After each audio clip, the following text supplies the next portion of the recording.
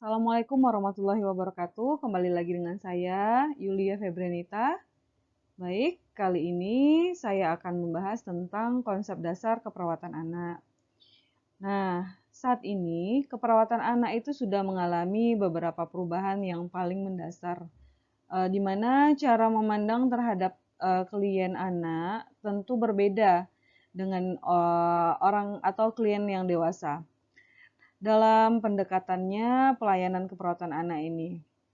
Nah, sebelum memahami lebih lanjut tentang keperawatan anak, sebaiknya terlebih dahulu kita memahami tentang paradigma atau falsafah keperawatan anak berikut ini.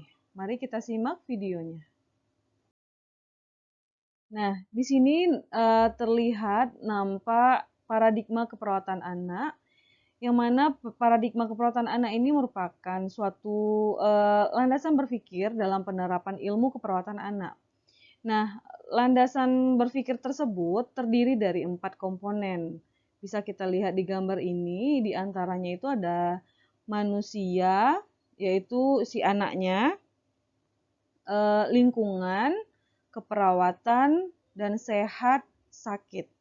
Nah, manusia di sini bisa kita artikan bahwasanya dalam keperawatan anak yang menjadi individu atau klien itu adalah anak yang diartikan sebagai seseorang yang usianya kurang dari 18 tahun dalam masa tumbuh kembang dengan kebutuhan khusus yaitu kebutuhan fisik, psikologi, sosial, dan spiritual seperti itu.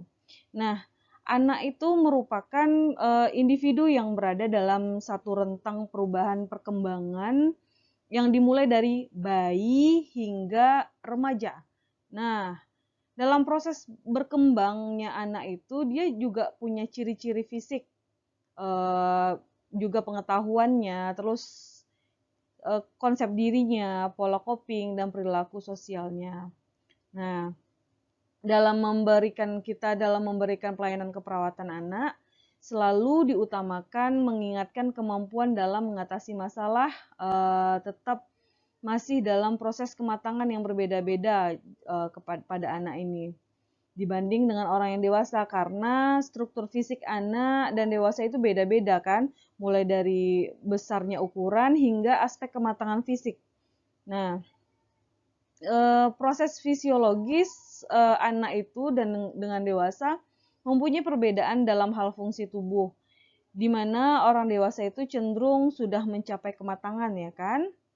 Nah, selain itu kemampuan berpikir. Nah, kemampuan berpikir anak dengan dewasa itu berbeda, di mana fungsi otak dewasa sudah matang, sedangkan kalau anak masih dalam proses tumbuh kembang atau perkembangan juga. Nah, demikian pula dalam hal tanggapan terhadap pengalaman masa lalunya juga beda-beda. Pada anak itu cenderung dia dampak psikologis yang apabila kurang mendukung maka akan berdampak pada tumbuh kembang seperti itu. Baik, paradigma berikutnya yaitu sehat sakit. Nah, rentang sehat sakit. Mungkin teman-teman juga sudah pernah mendengar sehat dan sakit ini rentangnya seperti apa. Ini merupakan batasan yang dapat diberikan bantuan pelayanan keperawatan pada anak, yaitu suatu kondisi anak itu berada dalam status kesehatan yang meliputi sejahtera, sehat, optimal, sehat, sakit, sakit kronis, dan meninggal. Jadi rentang itu merupakan suatu alat ukur dalam menilai status kesehatan yang bersifat dinamis dalam setiap waktu. Jadi selama dalam batas rentang tersebut, anak itu membutuhkan bantuan perawat baik secara langsung maupun tidak langsung. Contohnya seperti apabila anak itu dalam rentang sehat, maka upaya perawat untuk meningkatkan derajat kesehatan sampai mencapai taraf kesejahteraan baik fisik, sosial maupun spiritual itu jadi dia memerlukan yang namanya seorang perawat. Begitu juga sebaliknya, jika anak dalam kondisi kritis atau meninggal, maka perawat selalu memberikan bantuan dan dukungan pada keluarga. Jadi batasan sehat secara umum dapat diartikan di sini suatu keadaan yang sempurna, baik fisik, mentalnya, dan sosial, serta tidak hanya bebas dari penyakit dan kelemahan. Nah, selanjutnya lingkungan. Lingkungan dalam paradigma keperawatan anak ini itu maksudnya adalah lingkungan eksternal maupun internal yang berperan dalam perubahan status kesehatan anak. Nah, lingkungan internal itu seperti anak lahir dengan kelainan bawaan. Maka di kemudian hari dia akan terjadi perubahan status kesehatan yang cenderung sakit, ya kan? Nah, sedangkan lingkungan eksternal seperti gizi buruk, peran orang tua, saudaranya, teman sebayanya, dan masyarakat itu akan mempengaruhi status kesehatan si anak tersebut. Nah, komponen yang berikutnya adalah keperawatan. Nah, komponen ini merupakan bentuk pelayanan keperawatan yang diberikan kepada anak dalam mencapai pertumbuhan dan perkembangan secara optimal dengan melibatkan keluarga. Nah, upaya tersebut dapat tercapai dengan keterlibatan langsung pada keluarga, mengingat keluarga itu merupakan sistem yang terbuka kan, yang anggotanya dapat dirawat secara efektif. Nah, dan keluarga ini sangat berperan dalam menentukan keberhasilan dari asuhan keperawatan kita. Tuh, seperti itu paradigma dari keperawatan anak. Nah, di sini ada beberapa prinsip dari keperawatan anak itu, yang mana dalam memberikan asuhan keperawatan anak tentu beda ya dibandingkan dengan orang yang dewasa. Sangat banyak perbedaan-perbedaan yang harus kita perhatikan, di mana harus disesuaikan dengan usia anak juga. Bayi, lalu balita, terus batita, dan anak sekolah tentu beda-beda. Beda-beda penanganan kita sesuai dengan tumbuh kembang. Karena perawatan yang tidak optimal itu biasanya akan berdampak tidak baik secara fisiologisnya maupun psikologis anak itu sendiri. Nah, perawat harus memperhatikan beberapa prinsip. Nah, mari kita coba lihat ya prinsip-prinsip yang udah tertera di slide saya. Di sini perawat itu juga harus memahami dan mengingat prinsip-prinsip ini. Yang pertama itu, anggap anak itu bukan miniatur orang dewasa, tetapi dia itu sebagai individu yang unik. Nah, artinya bahwa tidak boleh memandang anak dari segi fisiknya saja, melainkan sebagai individu yang unik yang mempunyai pola pertumbuhan dan perkembangan menuju proses kematangan. Nah, anak itu adalah sebagai individu yang unik dan mempunyai kebutuhan sesuai tahap perkembangannya. Nah, jadi sebagai individu yang unik, anak memiliki berbagai kebutuhan yang berbeda-beda pastinya satu dengan yang lain, sesuai tumbuh kembang tadi. Nah, kebutuhan fisiologis seperti nutrisi, cairan, aktivitas, eliminasi, tidur, dan lain-lain, itu dan kebutuhan yang lainnya kayak psikologis, sosial, dan spiritual yang akan terlihat itu biasanya sesuai dengan tumbuh kembang. Nah, selanjutnya prinsip berikutnya itu pelayanan keperawatan anak itu berorientasi pada upaya pencegahan penyakit dan peningkatan derajat kesehatan yang bertujuan untuk menurunkan angka kesakitan dan kematian pada anak, mengingat anak adalah penerus generasi bangsa. Nah, selanjutnya, keperawatan anak ini merupakan disiplin ilmu kesehatan yang berfokus pada kesejahteraan anak, sehingga perawat itu bertanggung jawab secara komprehensif dalam memberikan asuhan keperawatan anak. Nah, dalam kita mensejahterakan anak, maka keperawatan itu harus mengutamakan kepentingan anak dan upayakan tidak terlepas dari peran keluarga ya. Sehingga kita dalam bekerja itu selalu libatkan yang namanya keluarga. Prinsip berikutnya, praktik keperawatan anak mencakup kontrak dengan anak dan keluarga untuk mencegah, mengkaji, mengintervensi, dan meningkatkan kesejahteraan hidup dengan menggunakan proses keperawatan yang sesuai dengan aspek moral, etik, dan aspek hukum.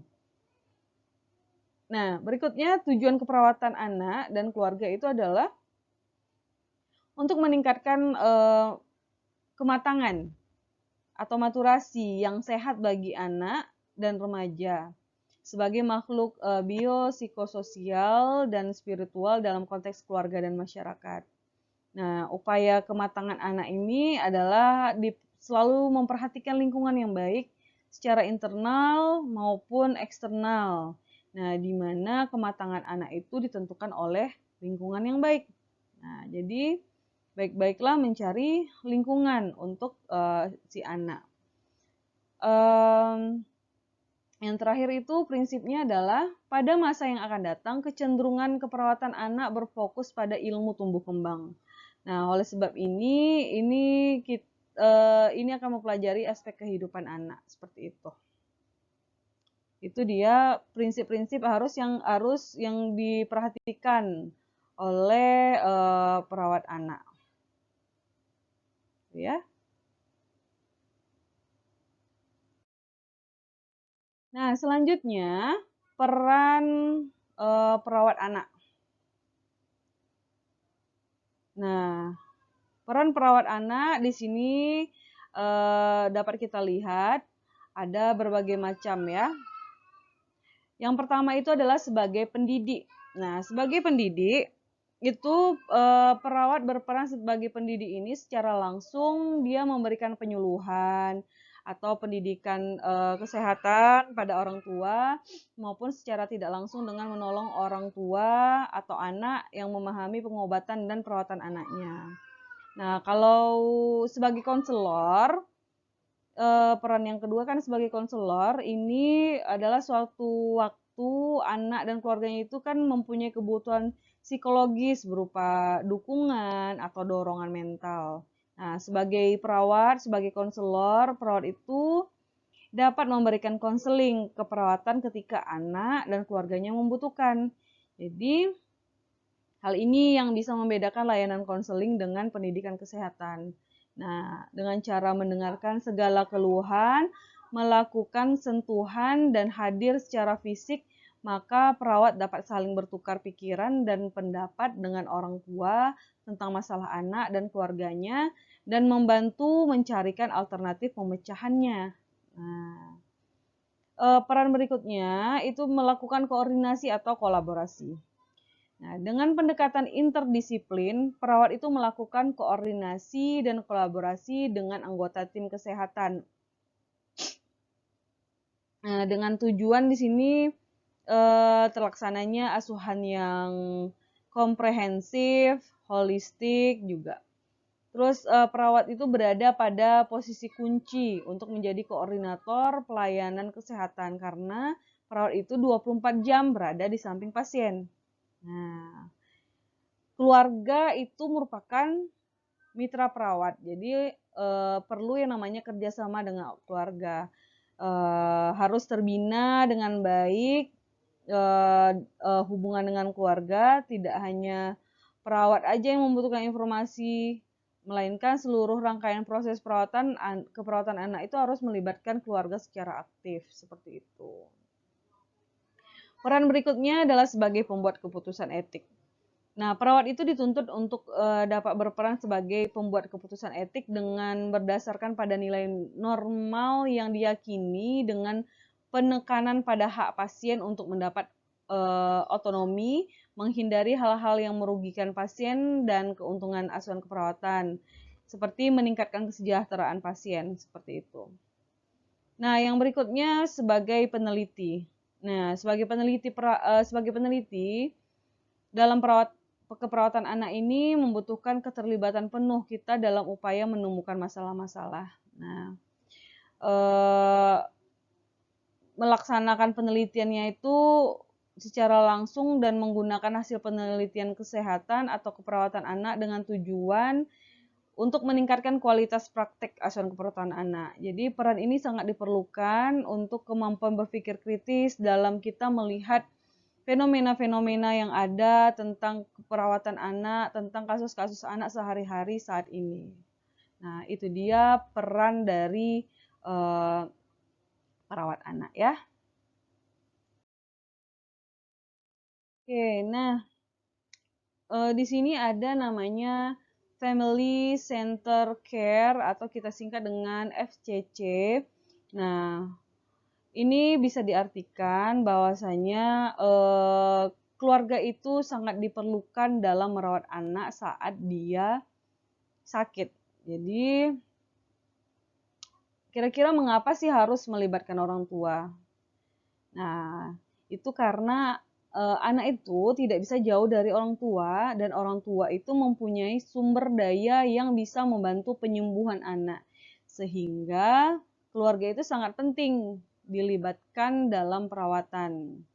Jadi FCC ini atau perawatan yang berpusat pada keluarga ini bisa kita definisikan sebagai filosofi perawatan berpusat pada keluarga, mengakui keluarga sebagai konstanta dalam kehidupan anak. FCC ini meyakini adanya dukungan individu, menghormati, mendorong, dan meningkatkan kekuatan dan kompetensi keluarga. Nah, intervensi keperawatan dengan menggunakan pendekatan FCC itu menekankan bahwa pembuatan kebijakan, perencanaan program perawatan, perancangan fasilitas kesehatan, dan interaksi sehari-hari antara klien dengan tenaga kesehatan itu harus melibatkan yang namanya keluarga, seperti itu ya. Oke, kita lihat manfaat dan penerapan dari FCC ini.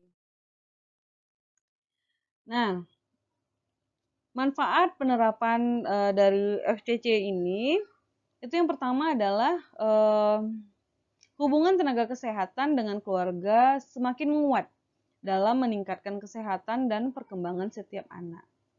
Nah, meningkatkan pengambilan keputusan klinis berdasarkan informasi yang lebih baik dan proses kolaborasi. Selanjutnya membuat dan mengembangkan tindak lanjut rencana perawatan berkolaborasi dengan keluarga. Lalu meningkatkan pemahaman tentang kekuatan yang dimiliki keluarga dan kapasitas pemberi pelayanan. Manfaat berikutnya itu penggunaan sumber-sumber pelayanan kesehatan dan waktu tenaga profesional yang lebih efisien dan efektif. Nah, selanjutnya mengembangkan komunikasi antara anggota tim kesehatan. Persaingan pemasaran pelayanan kesehatan kompetitif dan meningkatkan lingkungan pembelajaran untuk spesialis anak dan tenaga profesi lainnya dalam pelatihan-pelatihan.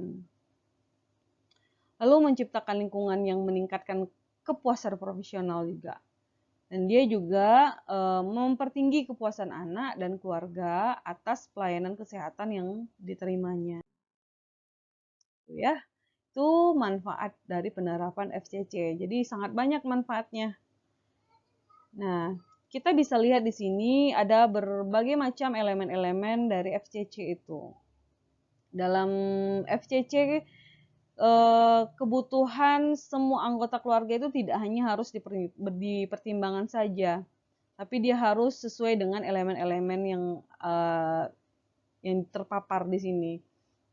Yang pertama itu dia memasukkan pemanfaatan ke dalam kebijakan dan praktik bahwa keluarga itu bersifat konstan dalam kehidupan anak. Sementara sistem pelayanan dari personal pendukung itu di dalam sistem berubah-ubah.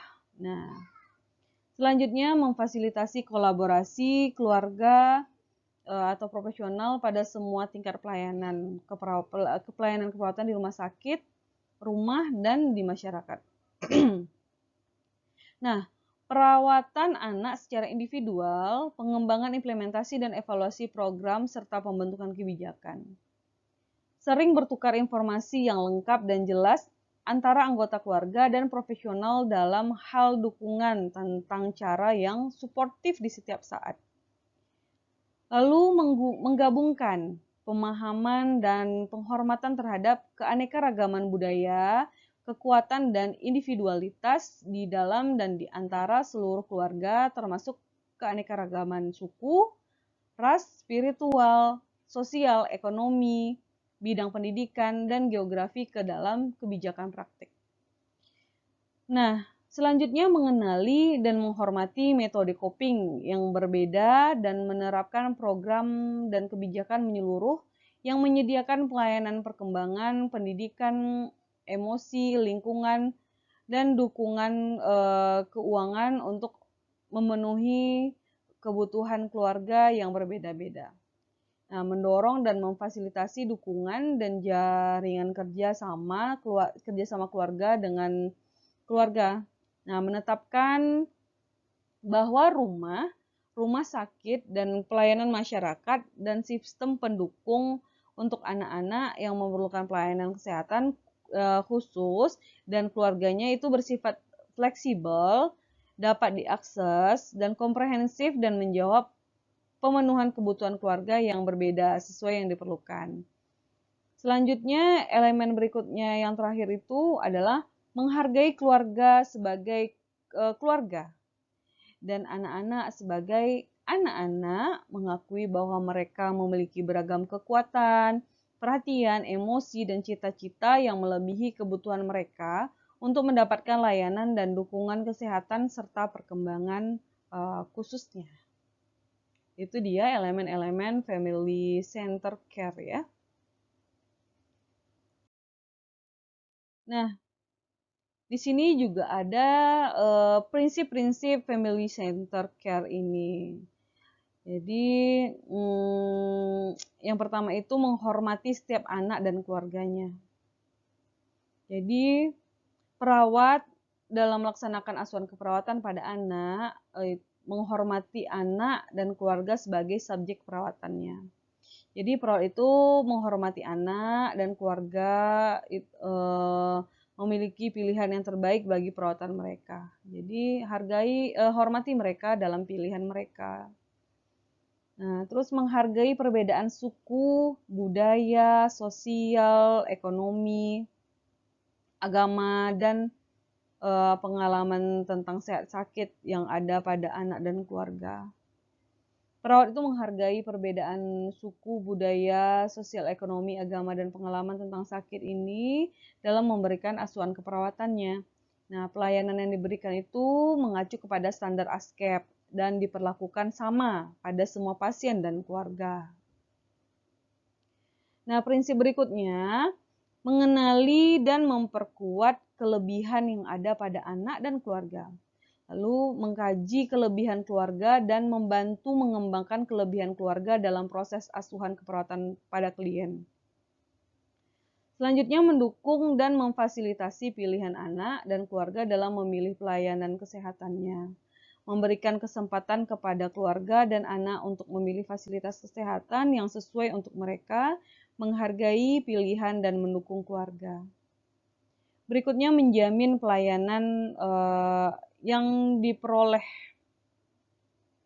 anak dan keluarga sesuai dengan kebutuhan keyakinan, nilai, dan budaya mereka. Di sini maksudnya memonitor pelayanan keperawatan yang diberikan sesuai dengan kebutuhan, nilai, keyakinan, dan budaya pasien dan keluarga tersebut. Itu ya. Berbagi informasi secara jujur dan tidak bias dengan anak dan keluarga sebagai cara untuk ini memperkuat dan mendayagunakan anak dan keluarga dalam meningkatkan derajat kesehatan. Terus petugas kesehatan memberikan informasi yang berguna bagi pasien dan keluarga dengan benar dan tidak memihak. Informasi yang diberikan ini harus lengkap, benar, dan akurat juga. Lalu memberikan dan menjamin dukungan formal dan informal untuk anak dan keluarga. Di sini kita memfasilitasi pembentukan support group untuk anak dan keluarga, melakukan pendampingan kepada keluarga, menyediakan akses informasi support group yang tersedia di masyarakat. Nah, berikutnya berkolaborasi dengan anak dan keluarga dalam penyusunan dan pengembangan program perawatan anak di berbagai tingkat pelayanan kesehatan. Melibatkan keluarga dalam perencanaan program perawatan anak, meminta pendapat dan ide keluarga untuk pengembangan program yang akan dilakukan. Mendorong anak dan keluarga untuk menemukan kelebihan dan kekuatan yang dimiliki, membangun rasa percaya diri, dan membuat pilihan dalam menentukan pelayanan kesehatan anak. Nah, petugas kesehatan di sini berupaya meningkatkan rasa percaya diri keluarga dengan memberikan pengetahuan keluarga yang dibutuhkan keluarga dalam perawatan anaknya. Nah, itu dia prinsip-prinsip yang harus dipahami kita sebagai perawat anak. Mungkin itu saja materi saya hari ini. Mudah-mudahan bisa dipahami. Jika ada yang tidak mengerti bisa ditanyakan di kolom komentar. Sekian dari saya mohon maaf jika saya ada salah karena kesalahan itu datangnya dari saya, kebenaran itu datangnya dari Allah Subhanahu wa taala. Assalamualaikum warahmatullahi wabarakatuh.